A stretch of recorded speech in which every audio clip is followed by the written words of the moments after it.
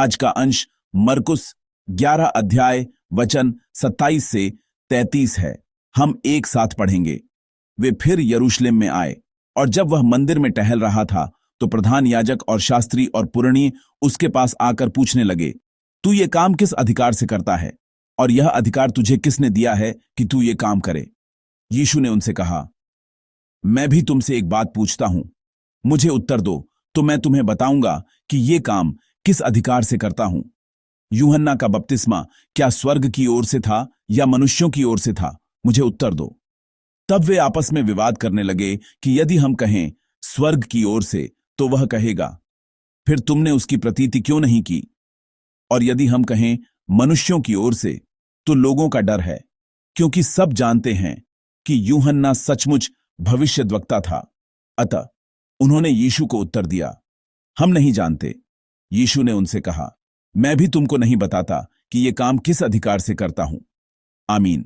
शांत भोर में प्रभु के भवन में आए आप सभी के हृदयों पर मैं प्रभु के नाम से स्वर्ग की शांति और सांत्वना की आशीष देता हूं। आज हम जिस वचन पर एक साथ मनन करेंगे वह उस विवाद की घटना है जो यीशु के यरूशलेम के मंदिर में प्रवेश करने और उसे शुद्ध करने के तुरंत बाद हुई थी। मंदिर से व्यापारियों को बाहर निकालने और मेजों को उलटने की यह क्रिया उस समय के धार्मिक अगुवों के लिए एक बहुत बड़ा सदमा और एक बड़ी चुनौती थी, क्योंकि मंदिर यहूदी समाज का केंद्र था और यह महायाजकों, शास्त्रियों और पुरनियों के लिए, जो वहां व्यवस्था बनाए रखते थे, जीवन का एक बहुत ही महत्वपूर्ण केंद्र था। उस स्थान पर अशांति फैलाना उस समय के स्थापित वर्ग के लिए एक बड़ी चुनौती थी। उस समय के धार्मिक सत्ताधारी, महायाजक और शास्त्री इस चुनौती के सामने यीशु के पास आए और एक बहुत ही तीखा सवाल पूछा। यह आज के पाठ का 28वां वचन है। आइए 28वें वचन को एक बार फिर पढ़ें। तू ये काम किस अधिकार से करता है, और यह अधिकार तुझे किसने दिया है कि तू ये काम करे? आमीन। यह सवाल केवल एक सकारात्मक सवाल नहीं था, जैसे आप ये काम किस इरादे से, किस अधिकार से करते हैं। यह सवाल केवल जिज्ञासा को शांत करने के लिए नहीं था, बल्कि यह क्रोध और ईर्ष्या से भरा सवाल था, और यह नफरत और द्वेष से भरा हुआ था। यीशु ने यरूशलेम में शानदार ढंग से प्रवेश किया था, है ना? लोगों ने होसन्ना चिल्लाया, अपने बाहरी वस्त्र बिछाए और उन्हें दाऊद का पुत्र कहकर पुकारा। हम इन शब्दों के अर्थ को केवल जीवन के उद्धारकर्ता यीशु के रूप में सोचते हैं, लेकिन उस समय के लोगों के लिए यीशु को दाऊद का पुत्र कहना एक शक्तिशाली राजा के वंशज को व्यक्त करने का एक तरीका था, जो उस समय की महान शक्ति रोम को उखाड़ फेंकेगा। हमारा सच्चा उद्धारकर्ता। बहुत से लोगों ने यीशु के प्रवेश का स्वागत किया, लेकिन अब उस स्वागत के माहौल के ठीक विपरीत एक माहौल बन रहा था, क्योंकि 48वां वचन एक ऐसा सवाल है जो पूछ रहा है, तुम क्या हो? तुम कौन हो? तुम ऐसा क्यों कर रहे हो? यरूशलेम में शानदार प्रवेश के ठीक विपरीत एक बहुत ही ठंडा सवाल पूछा जा रहा था। लेकिन यीशु के अधिकार पर सवाल उठाने वाले इस विवादास्पद सवाल, इस ठंडे सवाल और इसके संदर्भ में हम मसीही के रूप में स्पष्ट रूप से देख सकते हैं कि हमें किस सच्चे अधिकार को स्वीकार करना चाहिए और हमें किस अधिकार के अधीन होना चाहिए। सबसे पहले हमें अधिकार शब्द के अर्थ पर गहराई से विचार करने की आवश्यकता है। इस पाठ में प्रयुक्त अधिकार शब्द के लिए यूनानी शब्द एक्सूसिया का उपयोग किया गया है, और यह शब्द किसी ऐसी शक्ति को व्यक्त नहीं करता है जो दूसरों पर अत्याचार करती है। आपने शायद यह मुहावरा सुना होगा, अधिकार से दबाना। यह किसी अवैध शक्ति का वर्णन नहीं है। एक्सूसिया शब्द का अर्थ है सार से, इसलिए यह अधिकार शब्द किसी बाहरी योग्यता, पद या शक्ति का उल्लेख नहीं करता है, बल्कि यह उस अस्तित्व के स्वयं के वैध अधिकार, उस अस्तित्व से निकलने वाली शासन करने की क्षमता, उस नियंत्रण शक्ति को दर्शाता है। यह किसी को डराने या दबाने वाली शक्ति नहीं है, बल्कि एक वैध, बहुत ही धर्मी शक्ति है, जिसे स्वीकार करने के अलावा कोई चारा नहीं है, जिसे अधिकार एक्सूसिया के रूप में अनुवादित किया गया है। यह अधिकार विशेष रूप से किस प्रकार का है, यह सोचने के लिए आप सड़क पर यातायात को नियंत्रित करने वाले पुलिस अधिकारी के बारे में सोच सकते हैं। जब वह पुलिस अधिकारी सीटी बजाकर कार को रोकता है तो चालक उस सीटी के अनुसार अपनी कार रोकते हैं। वे इसलिए नहीं रुकते क्योंकि वह पुलिस अधिकारी डरावना है या उसका शरीर बड़ा है या उसकी आवाज तेज है। वे उसकी वर्दी और उसके बैज के कारण, उस अधिकार के कारण जो राज्य द्वारा उसे सौंपा गया है, उसकी सीटी और उसके हाथ के इशारे का पालन करने के लिए मजबूर हैं। उन्हें उस शक्ति को स्वीकार करना ही पड़ता है। यदि कोई ऐसा व्यक्ति जो पुलिस अधिकारी नहीं है सीटी बजाकर उन्हें रोकने की कोशिश करे तो लोग जबरदस्ती उसका पालन नहीं करेंगे।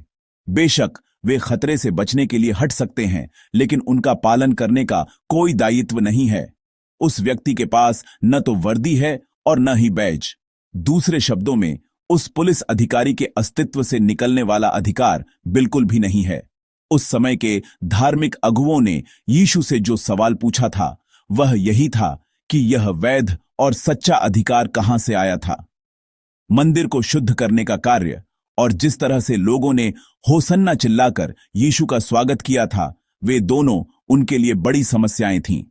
आज के पाठ से ठीक पहले यीशु ने प्रार्थना, विश्वास और क्षमा के बारे में बात की थी। विशेष रूप से उन्होंने यह महत्वपूर्ण शिक्षा दी थी कि प्रार्थना करते समय हमें दूसरों को क्षमा करना चाहिए। लेकिन यह शिक्षा उस समय के धार्मिक अगुवों के लिए बहुत असुविधाजनक थी, क्योंकि वे मानते थे कि पापों को क्षमा करने का अधिकार केवल परमेश्वर के पास है।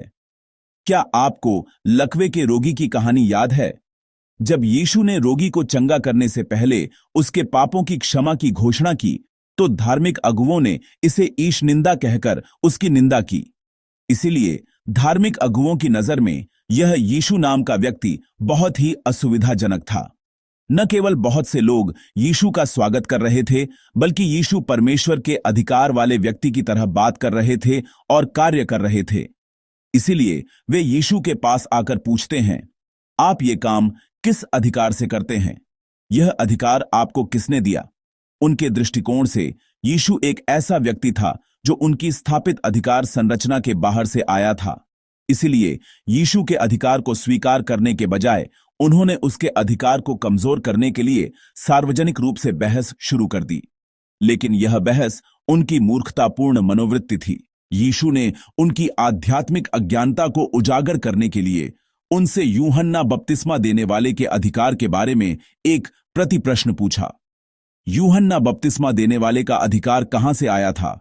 इस समय धार्मिक अगुवों की प्रतिक्रिया ने उनके सच्चे इरादों को उजागर कर दिया।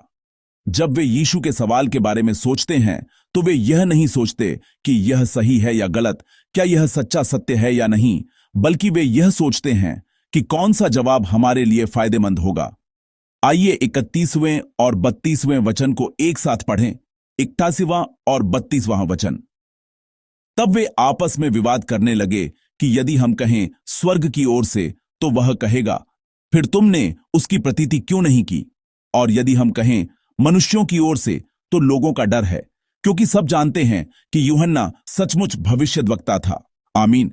ये लोग धार्मिक अगुवे हैं, लेकिन जब वे यूहन्ना बपतिस्मा देने वाले के बारे में सवाल सुनते हैं, जिसने उस समय के कई लोगों पर आध्यात्मिक प्रभाव डाला था, तो वे सत्य के बारे में नहीं, बल्कि अपनी सुरक्षा के बारे में चिंतित होते हैं।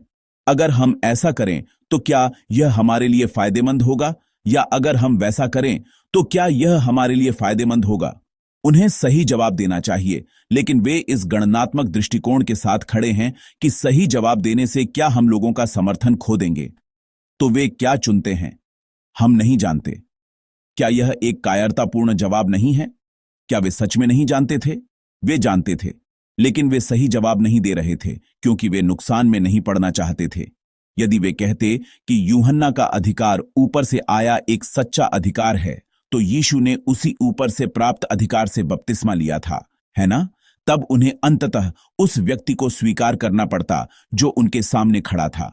लेकिन वे ऐसा नहीं करना चाहते थे, इसलिए वे कहते हैं, हम नहीं जानते।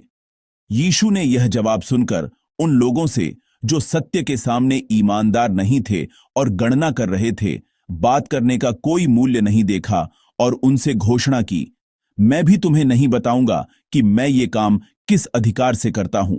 धार्मिक अगुओं का यह गणनात्मक रवैया वास्तव में अपरिपक्व मसीहियों में दिखाई देने वाली एक दुखद विशेषता है। ऐसा इसलिए है क्योंकि बहुत से लोग हैं जो विभिन्न शर्तों का हिसाब किताब करते हुए अपना विश्वास का जीवन जीते हैं। जर्मन धर्मशास्त्री डीट्रिच बोनहोफर ने अपनी पुस्तक में इस तरह के गणनात्मक विश्वास के खिलाफ गंभीर चेतावनी देते हुए कहा, केवल वही जो विश्वास करता है आज्ञा का पालन करता है, और केवल वही जो आज्ञा का पालन करता है विश्वास करता है। केवल एक विश्वासी ही आज्ञा का पालन कर सकता है और केवल एक आज्ञाकारी व्यक्ति ही विश्वास करता है। इस कथन के आलोक में आज के पाठ के धार्मिक अगुओं को देखें तो हम यह निष्कर्ष निकाल सकते हैं कि उनमें विश्वास की कमी थी, इसलिए वे आज्ञा का पालन नहीं कर सकते थे, और आज्ञा का पालन करने की उनकी अनिच्छा का मतलब था कि उन्होंने यीशु के अधिकार को स्वीकार नहीं किया। प्रिय मित्रों, सच्चे अधिकार के सामने ईमानदार और शुद्ध आज्ञाकारिता का पालन होना ही चाहिए। विश्वास आज्ञाकारिता है और आज्ञाकारिता अधिकार का पालन करना है। परमेश्वर तब महिमा पाता है जब लोग उस पर भरोसा करते हैं, उस पर विश्वास करते हैं और उस पर निर्भर रहते हैं। जब हम अपनी जिद और हठ को त्याग कर नम्रता के स्थान पर विश्वास और आज्ञाकारिता के साथ प्रभु के अधिकार को स्वीकार करते हैं, तभी हम परमेश्वर के अधिकार को अपने ऊपर शासन करते हुए और परमेश्वर की शक्ति को जीवन के सभी क्षेत्रों में आने की महिमा का अनुभव करते हैं। हम अभी चालीसे के समय के बीच से गुजर रहे हैं। चालीसा क्या है? यह एक ऐसा पर्व है जिसमें हम अपने जीवन पर शासन करने वाले अपने झूठे अधिकारों को एक एक करके त्याग देते हैं और क्रूस उठाने वाले यीशु मसीह के सच्चे अधिकार के अधीन हो जाते हैं। आज के पाठ के अंत में यीशु उन लोगों से कहते हैं जो जवाब देने से बच रहे हैं, मैं भी तुमको नहीं बताता। यह एक इनकार नहीं है, बल्कि यह एक आध्यात्मिक सिद्धांत दिखा रहा है कि जो लोग अपने मन को बंद कर लेते हैं और गणना करते हैं, वे स्वर्ग के रहस्यों को कभी नहीं देख सकते। यीशु के पास पूरे ब्रह्मांड का अधिकार था, फिर भी उन्होंने उस अधिकार का दुरुपयोग नहीं किया। इसके बजाय यीशु ने उस अधिकार का उपयोग खुद को नम्र करने और अपने चेलों के पैर धोने के लिए किया, और अंत में उन्होंने क्रूस पर अपना जीवन देकर हमें बचाया। यही वह विरोधाभासी अधिकार है जिसकी घोषणा हमें चालीसे के माध्यम से की जाती है, और यही वह सच्चा अधिकार है जिसे मसीहियों को स्वीकार करना और उसका पालन करना चाहिए। आज का दिन शुरू करते हुए आइए हम खुद से पूछें, मेरे जीवन की गाड़ी कौन चला रहा है? क्या मैं आज प्रभु के वचन को अपने जीवन का अंतिम अधिकार मानकर जी रहा हूं? लोगों की राय की चिंता करने और नुकसान की गणना करने वाले जीवन के बजाय मैं प्रभु के नाम से आशीष देता हूं कि आप यह स्वीकार करते हुए आज्ञाकारिता के कदम उठाएं। प्रभु, आप बोलते हैं, इसलिए मैं पालन करूंगा। प्रभु के नाम से मैं आप और मुझ पर आशीष देता हूं कि हम आज भी प्रभु के अधिकार के अधीन रहें, उस प्रभु का अनुसरण करते हुए जो चुपचाप क्रूस के मार्ग पर चले।